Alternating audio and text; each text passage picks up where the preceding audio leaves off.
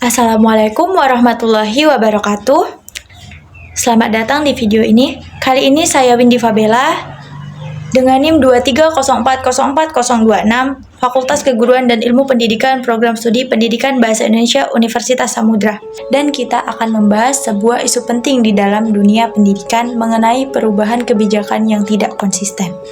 Sebagai mahasiswa calon pendidik, menurut pendapat saya, perubahan kebijakan yang terlalu sering ini benar-benar menimbulkan keresahan.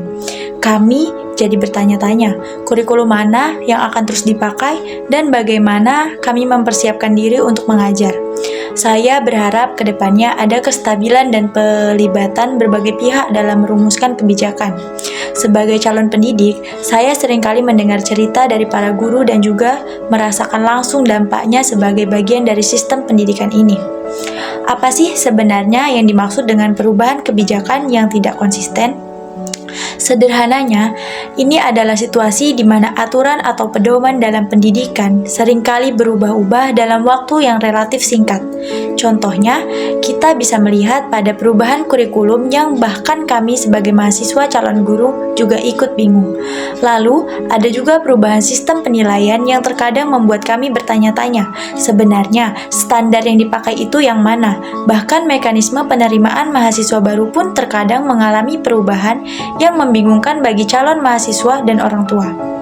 Perubahan-perubahan ini, meskipun mungkin memiliki niat yang baik, seringkali datang terlalu cepat dan tanpa persiapan yang matang, sehingga menimbulkan kebingungan dan ketidakpastian di berbagai lini pendidikan, termasuk bagi kami yang sedang belajar untuk menjadi seorang pendidik. Lalu, siapa saja yang merasakan dampak dari kebijakan yang sering berubah ini? Jawabannya hampir semua pihak yang terlihat dalam dunia pendidikan. Bapak dan Ibu guru yang nantinya akan menjadi rekan kerja kami, mereka adalah garda terdepan implementasi kebijakan. Perubahan yang terus-menerus memaksa mereka untuk terus belajar, mengubah rencana pembelajaran, membuat materi baru, dan menyesuaikan metode mengajar.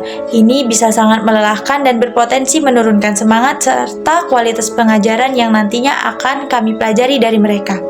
Para siswa yang suatu saat nanti akan menjadi tanggung jawab kami, mereka menjadi korban ketidakpastian. Perubahan kurikulum atau sistem penilaian bisa mengganggu fokus belajar, menimbulkan kebingungan tentang apa yang sebenarnya penting dan bahkan mempengaruhi transisi ke jenjang pendidikan selanjutnya. Orang tua juga merasa kesulitan dalam mendampingi anak-anak belajar di rumah karena aturan yang berubah-ubah. Mereka mungkin perlu mengeluarkan biaya dan waktu tambahan untuk menyesuaikan diri dengan kurikulum atau sistem yang baru. Sekolah dan institut pendidikan harus terus beradaptasi dengan regulasi baru yang memerlukan sumber daya waktu, biaya, dan tenaga.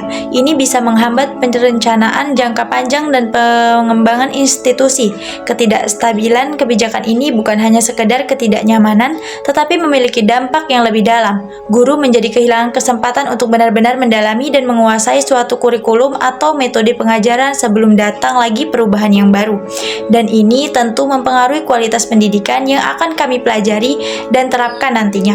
Siswa kehilangan kepastian dalam proses belajar pada penurunan motivasi dan hasil belajar yang kurang optimal. Orang tua merasa frustasi karena kesulitan memberikan dukungan yang konsisten kepada anak-anak mereka. Secara keseluruhan, sistem pendidikan menjadi kurang stabil dan sulit untuk mencapai tujuan jangka panjang yang berkualitas. Kita sulit mengukur efektivitas suatu kebijakan jika belum lama diterapkan sudah diganti lagi. Lalu, bagaimana bisa kita mengatasi masalah perubahan kebijakan yang tidak konsisten ini? Beberapa langkah yang mungkin bisa dipertimbangkan adalah perencanaan yang matang. Setiap usulan perubahan kebijakan harus didasarkan pada penelitian dan analisis yang mendalam, melibatkan para ahli, praktisi pendidikan, dan pemangku kepentingan lainnya. Kemudian perlu adanya uji coba terbatas. Sebelum diterapkan secara nasional, kebijakan baru dahulu di skala kecil untuk mengidentifikasi potensi masalah dan melakukan perbaikan.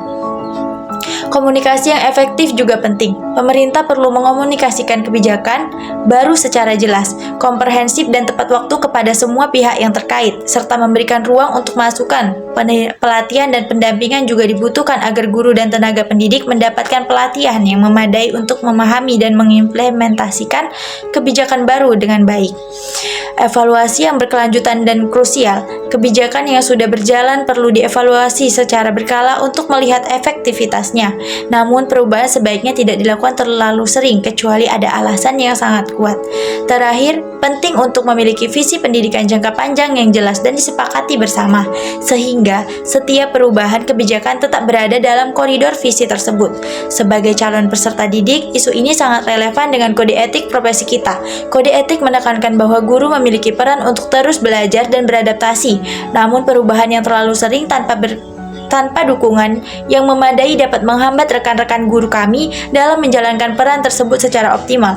Dan ini juga menjadi pelajaran bagi kami sebagai calon guru. Selain itu, kita juga memiliki tanggung jawab untuk memberikan pendidikan yang terbaik bagi siswa. Kebijakan yang membingungkan dan tidak stabil dapat mengganggu proses belajar mengajar yang merugikan siswa, yang nantinya akan menjadi tanggung jawab kita. Kode etik juga mendorong kita untuk bersikap profesional dan menyampaikan aspirasi kita demi perbaikan sistem pendidikan. Perubahan kebijakan dalam pendidikan adalah hal yang wajar dan terkadang diperlukan untuk perbaikan. Namun perubahan yang tidak konsisten dan tergesa-gesa dapat menimbulkan dampak negatif bagi seluruh ekosistem pendidikan itu sendiri, termasuk bagi kualitas pendidikan yang akan kami terima dan kami berikan kelak. Mari kita berharap agar kedepannya setiap kebijakan pendidikan dapat direncanakan dengan lebih matang, dikomunikasikan dengan baik, dan dievaluasi secara bijaksana demi kemajuan Indonesia di bidang pendidikan.